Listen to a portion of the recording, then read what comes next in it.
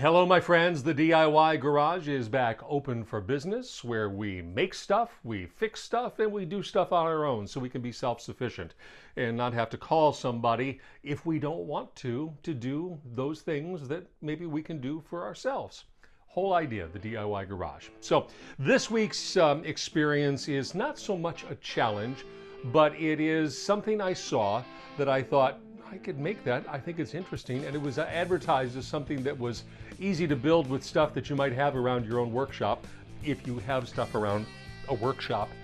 In this case, I have most of it. So let me show you and let me tell you about it. So you may recall over the summer I made an Adirondack chair for the pool area. It was the Anna White Adirondack chair, you may recall. So Anna White lives in Alaska, and her website suggests that because it's difficult to get things up in Alaska, she ultimately had to make them, or make what she wanted for herself. And she's kind of turned that into a business where she does all sorts of things, and she comes up with all sorts of designs to fill out that which she needs to do. So we go to Anna White for this week's project, and I have an iPad here, which I'm waiting for it to load here. And this is a nightstand that she made.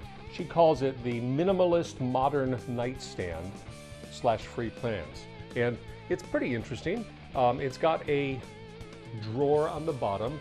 It's about 16 inches deep and maybe 18 inches wide.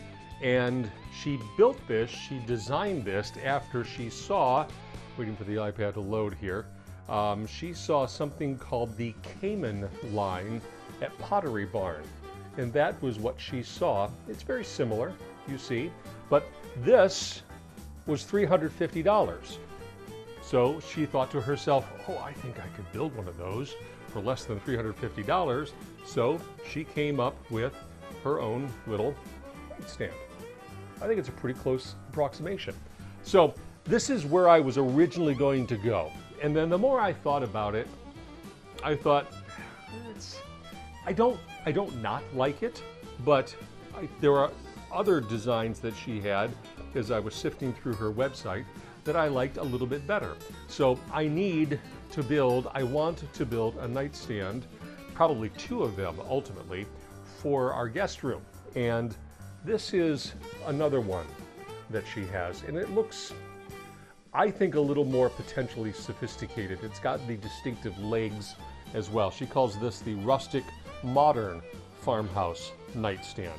So this is what I'm going to do a riff on. It's not going to be identical to this, but it's going to be very reminiscent of this, and I think it's going to turn out pretty cool.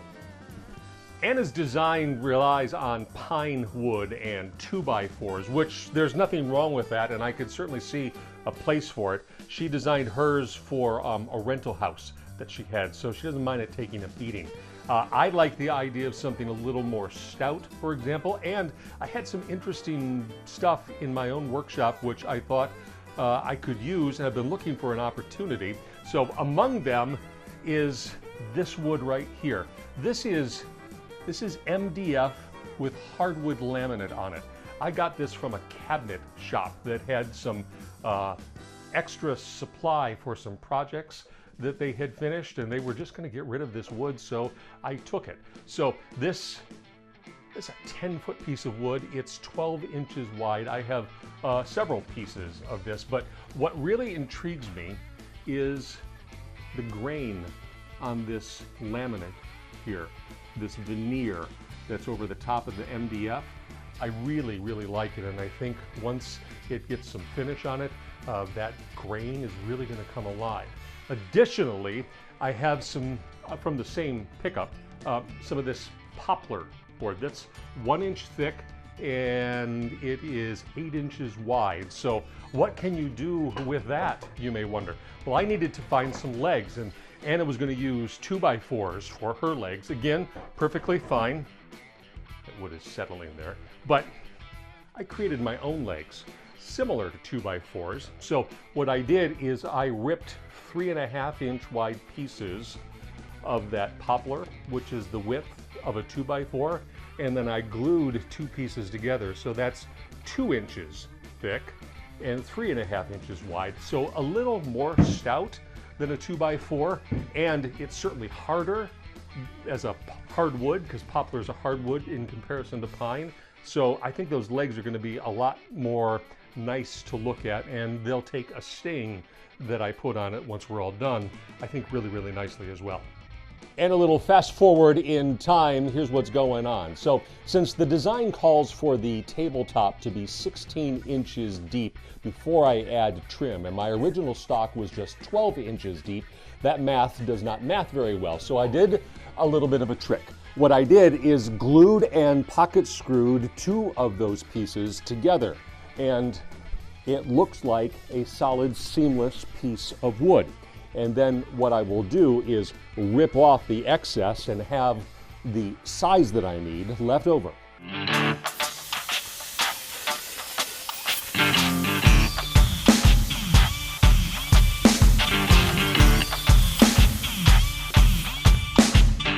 I've got the tabletop ready to go, and I will trim it with some 1x2 poplar that I've already cut, sticking with that hardwood theme. What I'll do is I'll glue the wood on there and then tack it on with some 1¼ inch nails.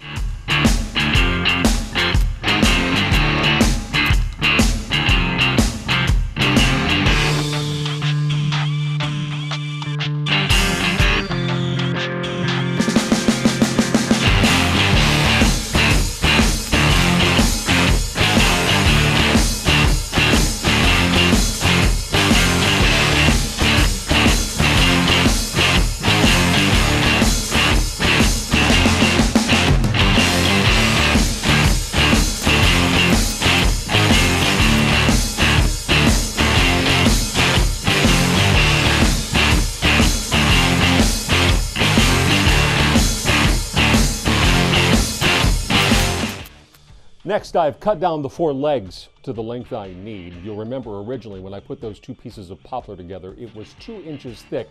It seemed a little chunky to me when I looked at it, so I milled it down to 1.5 inches. I will put some pocket screws on here and some glue at the end, and we'll connect this to the top of the table.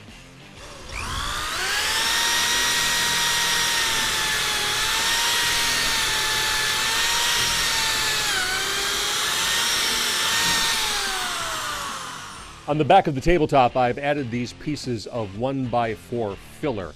They sit flush with the trim that I put on there, and they will provide a base, a foundation that I can attach the 4 legs to. The pocket holes that I drilled to attach the legs will all face the rear of the table. So the front side, the side that you look at, will have a nice clean surface. It's aesthetic, yes. It's also just good design, good things to think about. Another thing to consider, since this is wood that we're dealing with, there are going to be imperfections, and you need to pay attention to where those imperfections may be, and if you can hide them a little bit. For example, this leg has this little bit of a knot right there. It's not going to affect the structural capability of the leg, but you don't really want to look at it. So I'll place it on the rear and on the bottom, so you really have to look hard to find it.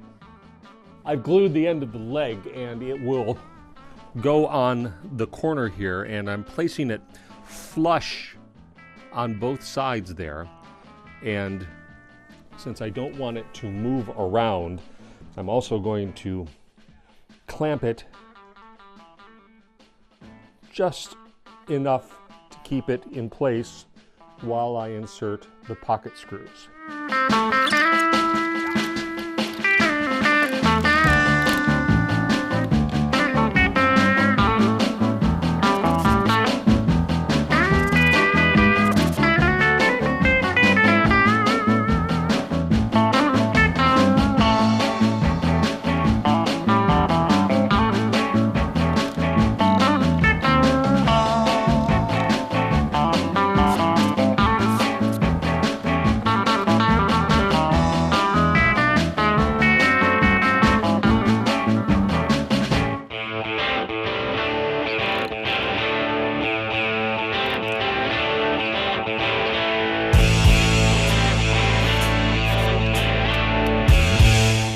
Next up, I'm going to install the sides of the table. They'll be joined with glue and pocket screws like the legs were. I have on the legs, I have marked 3 inches from the bottom, so that's where the bottom of this side will be attached.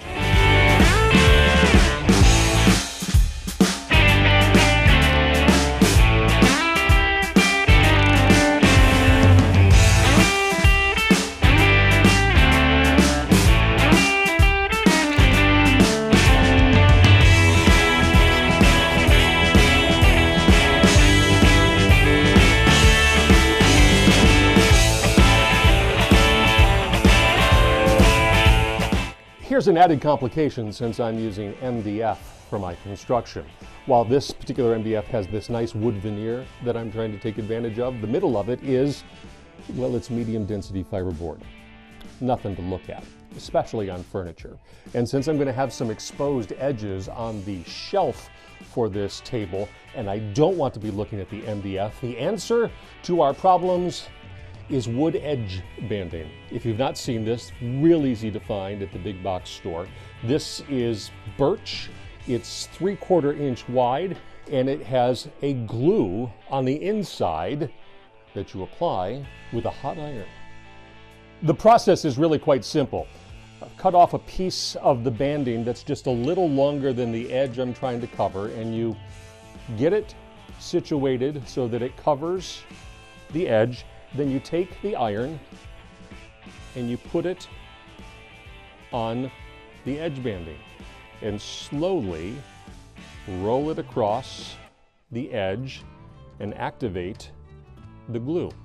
Once the glue is dry on the banding, you want to take a sharp, preferably fresh razor blade and trim off the ends here, the excess. There are also edge banding trimmers that you run across the edge of the surface, and it trims off any that's protruding above where the flat surface is, if that makes sense. Then you want to lightly sand the edges and blend it all in. Do it all 4 sides, you'll be good to go. With that edge banding on, I can fit the shelf where it belongs. And it's going to be very, very tight. Just like it belongs there. So it looks like a table, and that's encouraging. Next up is a drawer that will go into this space. And through the magic of Tom's DIY garage, a drawer.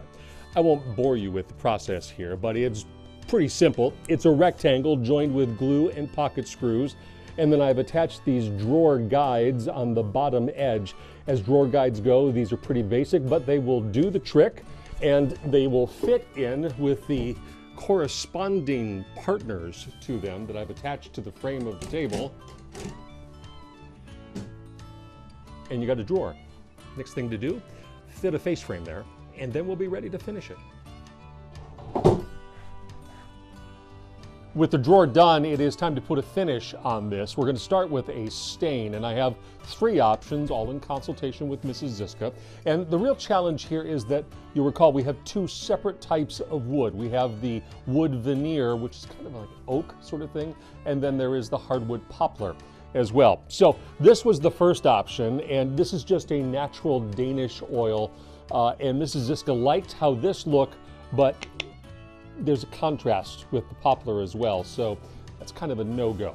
The second one, I like this one. This is an espresso finish on the veneer, but when you put it on the poplar, way too dark. So third option here, and this is the one that I'm going to go with. Mrs. Zizka liked the idea of a lighter colored piece of furniture, so this is a kind of a whitewash stain on the veneer, and this is how it looks on the poplar. A couple of different sides, and it seems to go pretty well. So this is the one I'm going to go with.